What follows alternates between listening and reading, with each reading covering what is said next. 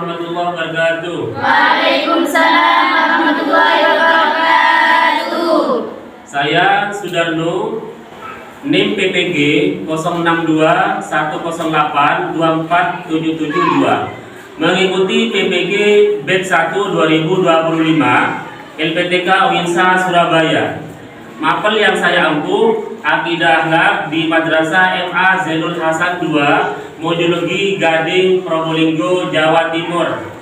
Terima kasih.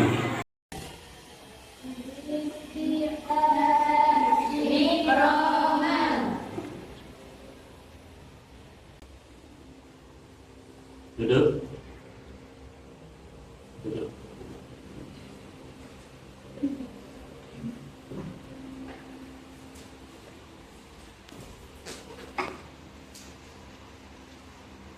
Assalamualaikum warahmatullahi wabarakatuh. Waalaikumsalam warahmatullahi wabarakatuh. Sebelum pembelajaran hari ini dimulai, marilah berdoa terlebih dahulu. Semoga ilmu yang kita timba hari ini bisa menjadi ilmu yang bermanfaat dan bermanfaat. Amin. Silakan kepada ketua kelas untuk memimpin doa. Marilah kita berdoa bersama, semoga ilmu yang kita dapatkan hari ini bermanfaat dan barokah. Amin.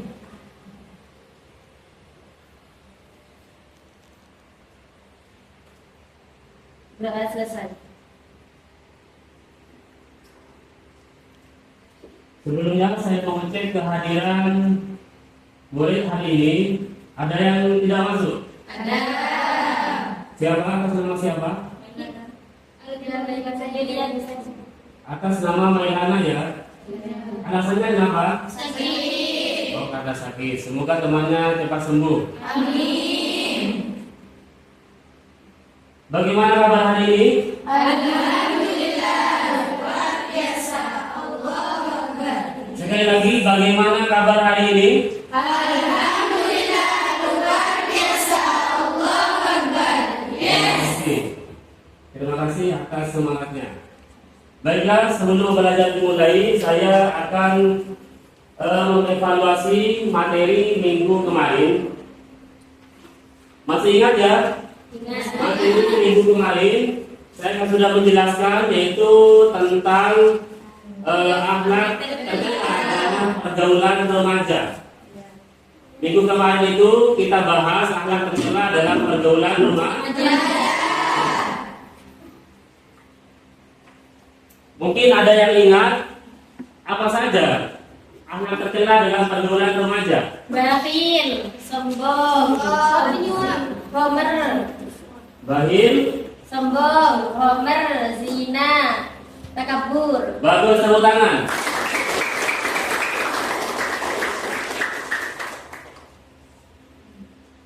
Barusan yang disampaikan temannya yaitu mengenai beberapa macam akhlak tercela dalam pergaulan remaja. Di situ ada homer, di situ ada berjudi, di situ ada apa? Berzina. Berzina. Mungkin ada yang ingat di antara salah satu akhlak tercela dalam pergaulan remaja itu ada yang ingat ayatnya? Ada. Ya, silakan. Bismillahirrahmanirrahim. Ya ayyuhalladzina amanu innamal khamru wal maisir wal ansab wal azlamu rijsun min amalis syaitan fajtanibuhu la'allakum tuflihun. Shadaqallahul azim. Bagus, tepuk tangan untuk artinya.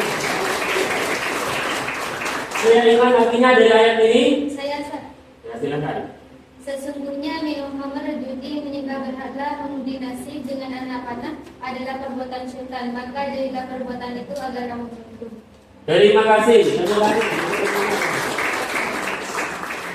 Jadi itu seputar tentang beberapa macam akhlak tercela tentang pergaulan remaja.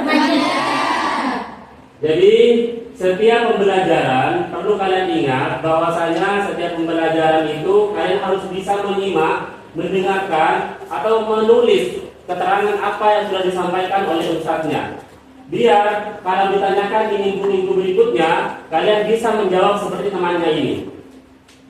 Oke? Untuk sekarang saya akan mempelajari tentang bab berikutnya, yaitu tentang bagaimana menghindari akhlak tercela atau akhlak madmumah. Yang sekarang ini materinya yaitu bagaimana cara menghindari israf, cara menghindari tabzir, dan juga cara menghindari bakhil. Nanti setelah saya selesai menerangkan, kalian akan saya kasih tugas per kelompok untuk dipresentasikan di depan. Siap? Sebagaimana yang pertama di situ ada israf. Israf yaitu berlebih-lebihan, membelanjakan hartanya secara berlebih-lebih.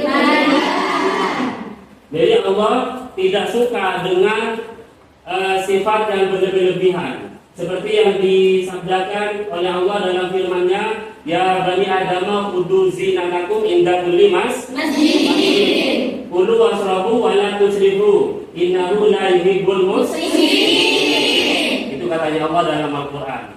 Jadi, hai anak Adam, pakailah pakaianmu yang indah ketika memasuki masjid. Dan makan dan minumlah, tapi jangan berlebihan. Sesungguhnya saya tidak suka terhadap orang yang berlebihan. Itu israf. Dan israf ini merugikan kepada diri sendiri, merugikan kepada orang lain, dan juga merusak masa depan kita. Ya apabila dalam bentuk apapun, israf itu tidak boleh. Baik dalam israf dalam makan minum, israf dalam berpakaian, israf dalam berbicara, dan lain-lain, itu dilarang oleh Allah. Karena Allah tidak suka kepada orang yang berlebih-lebih. Berikutnya, di situ ada tabzir. Tabzir ini adalah yaitu menghambur-hamburkan uang. Sebenarnya tabzir ini mirip hampir sama dengan israf, karena sama-sama menghambur-hamburkan uang, sama-sama pemborosan. Dan tabzir ini dilarang oleh Allah, karena itu membelanjakan hartanya tidak untuk kebutuhan, tapi untuk keinginan. Sebagaimana katanya Allah dalam Al-Quran, wala tubadzir tabdzira. Jadi janganlah kalian menghambur-hamburkan uang dengan boros. Nah, itulah tabzir. Berikutnya di situ ada bakhil. Jadi bakhil itu adalah kikir, berat untuk memberikan hartanya kepada orang lain, menyimpan hartanya. Katanya Rasulullah, anda itu layak hulul jannah. Jadi katanya Rasulullah, jadi orang kikir itu tidak akan masuk surga. Dari materi tiga ini, dari israf, tabzir, dan bakhil, sudah paham? Sudah paham ya? Mungkin sekarang akan saya kasih tugas, nanti dipresentasikan di depan, di mana tugasnya itu satu materi itu ada 5 orang, yaitu tabzir ada 5 orang, israf 5, dan bakhil juga 5. Nanti yang 5 orang itu tugasnya, yang pertama menjelaskan tentang apa itu israf, apa itu tabzir, dan bakhil. Yang kedua, bagaimana dampak negatifnya. Yang ketiga, bagaimana cara menghindarinya. Yang keempat, menyampaikan hadis atau ayat yang kalian ketahui. Yang terakhir, yaitu menyimpulkan. Siap? Siap. Jadi mulai sekarang, silakan kalian pilih temannya untuk kerja kelompok. Dipersilakan. Silakan kerjakan tugas kelompoknya. Di sini tugasnya materi apa? Dikerjakan secara bersama ya. Oke, silakan dimulai. Yang di sini tugasnya apa? Bakhil. Tugasnya bakhil. Kerjakan bersama ya.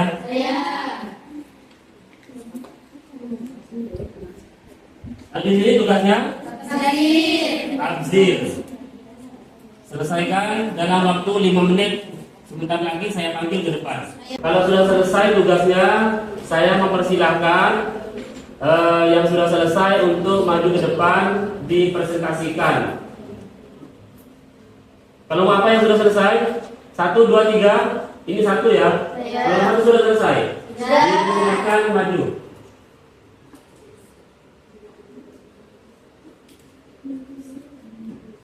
Assalamualaikum warahmatullahi wabarakatuh. Waalaikumsalam warahmatullahi wabarakatuh. Kami kelompok 1 akan membahas tentang israf. Pengertian israf itu adalah akhlak tercela yang berarti bersukaria sampai melewati batas, atau membelanjakan harta atau menggunakan sesuatu yang melebihi batas kewajaran atau berlebihan.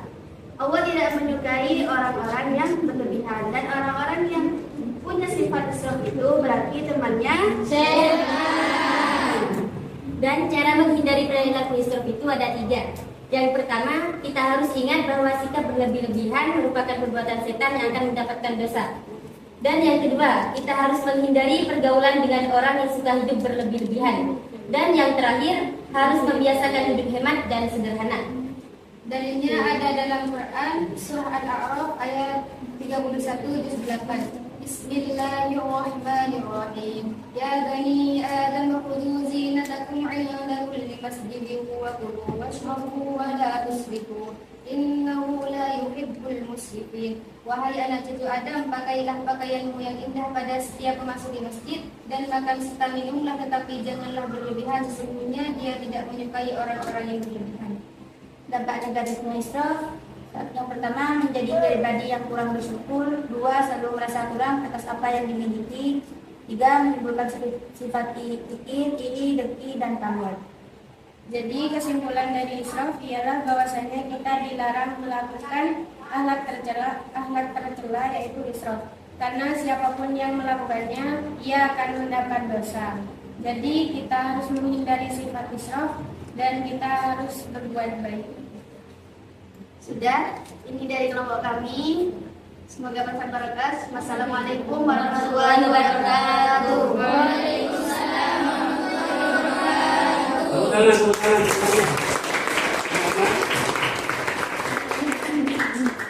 Selanjutnya kelompok 2 atau 3 yang sudah selesai. Kelompok 2, silakan maju. Kelompok 2.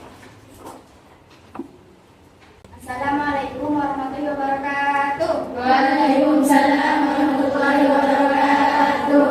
Di sini saya perwakilan dari kelompok 2 akan menjelaskan tentang pengertian sifat tafsir. Pengertian sifat tafsir ini berasal dari bahasa Arab, yaitu badara yubadiru tabziran, yang artinya perbuatan yang menghambur-hamburkan harta. Secara istilah, yaitu boros, perbuatan yang dilakukan dengan menghambur-hamburkan uang atau menghamburkan barang dengan tujuan memenuhi kesenangan. Dan di sini dampak negatif tabzir. Nomor 1, terlalu sibuk mengurusi kebahagiaan dunia dan melalaikan akhirat. Yang nomor 2, menimbulkan sifat iri, dengki, dan pamer. Dan yang nomor 3, pengeluaran harta yang tidak terkontrol.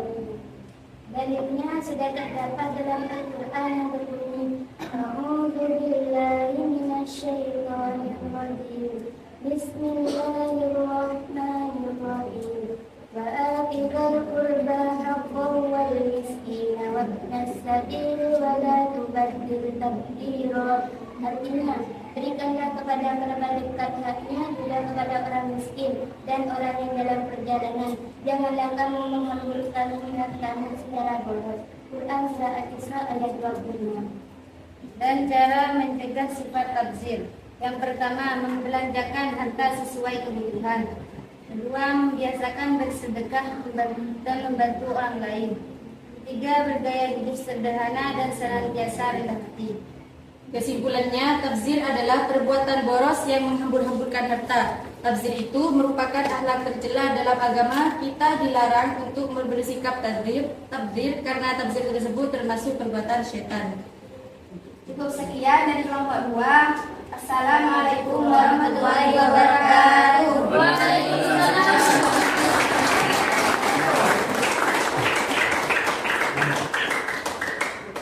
Selanjutnya kelompok 3, silakan maju.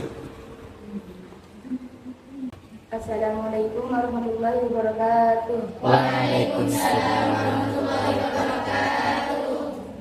kami akan menjelaskan tentang bakhil. Bakhil adalah orang yang sengaja menahan hartanya untuk disedekahkan kepada orang lain secara bahasa, pikir atau pelit. Dampak negatif dari sifat bakhil adalah tersiksa jiwanya karena selalu memikirkan cara agar hartanya bertambah. Harta yang ditumpuk sama sekali tidak bermanfaat di hadapan Allah Subhanahu wa taala, melainkan mendatangkan kerugian baginya. Cara menghindari bakhil itu ada dua. Satu, meminta pertolongan kepada Allah. Yang kedua, membiasakan sifat qanaah dan syukur. Berikut ini ayatnya. A'udzu billahi minasyaitonir rajim. Bismillahirrahmanirrahim. Wa la yahsabanna alladziina yabkhaluna bima aataahumullahu min fadlihi wa khayrun lahum bal huwa syarrun lahum sayutawwaquna ma bakhilu bima yawmal qiyamah wallahu mirasus samawati wal ardh wallahu bima ta'maluna khabir. Jangan sekali-kali orang-orang yang mikir dengan karunia Allah anugerah kepadanya mengira bahwa kekikiran itu baik bagi mereka. Sebaliknya kekikiran itu buruk bagi mereka. Pada hari kiamat mereka akan dikalungi dengan sesuatu yang dengannya mereka berbuat kikir. Mereka milik Allah warisan yang ada di langit dan bumi. Allah Maha teliti terhadap apa yang kami kerjakan. Quran Surah Al-Imran ayat 180. Jadi kesimpulannya kita dilarang untuk bersifat kikir atau pelit karena perbuatan baik itu akhlak tercela dan akhlak tercela itu dosa. Dan siapa yang melakukan sifat bakhil maka itu akan menjadi temannya setan. Jadi mari kita jauhi perbuatan kikir atau bakhil dan mari kita perbanyak memberi atau bersedekah. Cukup sekian dari kami kelompok 3. Assalamualaikum warahmatullahi wabarakatuh. Waalaikumsalam warahmatullahi wabarakatuh. Dari 3 materi barusan, kalian sudah memahami ya tentang israf, tabzir, dan bakhil. Sebenarnya akhlak tercela itu selain dari yang 3 itu sebenarnya sangat banyak sekali. Banyak akhlak tercela itu yang harus kita jauhi. Saya mau bertanya, kalian harus siap jawabannya ya? Kira-kira selain dari israf, tabzir, dan bakhil, saya mau bertanya sama dia, kira-kira apa selain itu? Sombong. Kamu kira-kira apa? Kikir. Kamu? Menyuap. Ya, bagus. Kamu? Ujub. Bagus. Silakan. Berzina. Bagus. Ria. Silakan. Munafik. Adu domba. Berjudi. Anak tercela ya. Apa lagi selain itu? Apa? Ghibah. Apa lagi? Korupsi. Terus? Selanjutnya? Mencuri. Terus? Minum khamr. Membuli. Bagus pintar ya. Terus? Membunuh. Tamak. Mengolok-olok. Terus? Ya, terus? Zina. Terus? Fitnah. Apa lagi? Apa lagi? Ya, merampok. Apa lagi? Terus? Berfoya-foya. Terus? Rebut dunia. Lanjut. Bagus. Apa? Bunuh diri kita. Terus? Ya, lanjut. Durhaka terhadap orang tua. Jadi sebenarnya sangat banyak sekali di antara israf, tabzir, dan bakhil. Dan semua itu dilarang oleh Allah. Karena Rasulullah diutus ke dunia ini hanya untuk menyempurnakan Innama bu'istu liutammima makarim. Jadi Rasulullah diutus ke dunia ini untuk menyempurnakan akhlak. Untuk itu kita harus berusaha bagaimana sekiranya bisa menghindari dari semua akhlak-akhlak tercela tersebut. Paham? Paham. Selanjutnya saya buka pertanyaan. Mungkin ada yang bertanya, angkat tangan. Tangannya. Oh, silakan. Ya, silakan. Kalau saya pakai baju lebat, pakai rok sampai lutut, apakah boleh? Itu kan tidak berlebihan, justru itu menghemat. Pertanyaan dari Uswa. Pertanyaannya, kalau saya pakai baju ketat, pakai rok sampai lutut, itu apakah boleh? Itu kan bukan israf.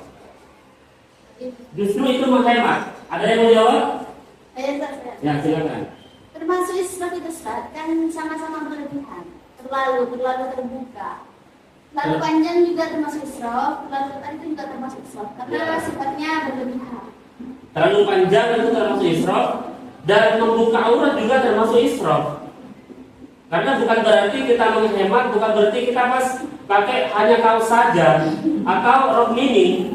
Ya, jadi itu juga termasuk israf. Ada sanggahan? Tidak ada ya? Tidak ada. Selanjutnya, mungkin ada yang bertanya? Saya Ustaz, Silakan. apakah boleh kita israf dalam beribadah? Contohnya, saya setelah salat isya, salat sunnah sampai tahajud sampai jam 12. Pertanyaan berikutnya, apakah boleh saya melakukan israf dalam beribadah? Contohnya, sholat sunnah setelah maghrib isya sampai jam 12 malam. Siapa yang mau jawab? Ayo, siapa yang mau jawab? Silakan. Saya Ya, silakan jawab. israf dalam ibadah itu juga tidak boleh Ustaz, karena dikhawatirkan takut nanti subuhnya ada subuh gitu. Oh, subuhnya takut tidak Ketiduran, sholat. ketiduran. Berarti jawaban dari dia itu pertanyaan dari Ainur Rahmah bahwasanya tidak boleh, itu termasuk israf katanya. Dikhawatirkan sholat subuhnya tidak dikerjakan. Ada sanggahan? Mungkin menurut saya juga saya bisa menjawab dari pertanyaan Ainur Rahmah. Tergantung situasi dan kondisi, tergantung kaliannya, tergantung imannya. Karena kalau makom kita mungkin tidak boleh ya, termasuk israf ya. Kalau makom kita, karena katanya dia tadi itu takut subuhnya ketiduran, tidak dikerjakan. Ya, tapi kalau bagi orang-orang yang waliullah, para orang-orang yang imannya tinggi, yang cintanya luar biasa sama Allah, mungkin bukan hanya boleh, tapi beliau memang sudah melakukan itu. Contohnya seperti Nyai Rabiatul Adawiyah, wali Allah. Beliau setelah isya itu sholat sunat sampai subuh, kan dari segi cintanya kepada Allah. Tapi subuhnya tetap dilakukan. Nah, berarti tergantung orangnya, tergantung iman kita ya. Paham? Ada pertanyaan lagi? Ya, silakan.